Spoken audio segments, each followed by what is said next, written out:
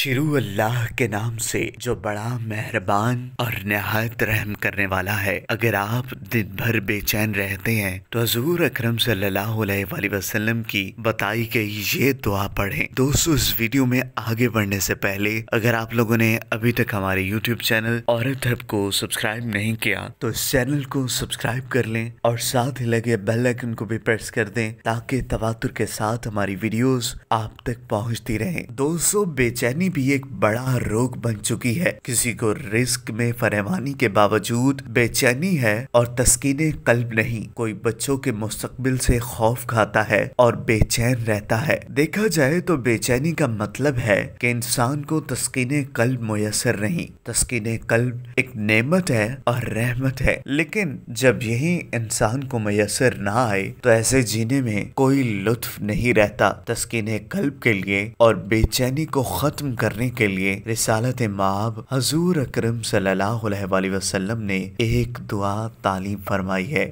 جس کے پڑھتے ہی رحمت کا نزول شروع ہو جاتا ہے۔ یہ دعا بہت محرب ہے۔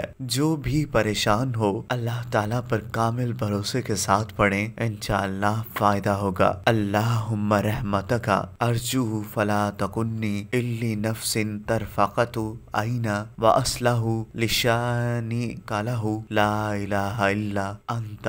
دعا ایسے موقع کے لیے تیرے بازف کا کام کرتی ہے جب کوئی کام رکا ہو یا سخت سے سخت پریشانی لاحق ہو۔ بہتر طریقہ یہ ہے کہ 2 رکعت نماز حاجت پڑھیں اور سلام کے بعد 11 بار یہی دعا پڑھیں، انشاءاللہ کام آ جائے گی۔ اول و آخر درود ابراہیمی ضرور پڑھیں۔ نیز یہ دعا اگر کوئی ہر نماز کے بعد 1 بار پڑھے تو اس کا کوئی کام نہیں رک سکے گا۔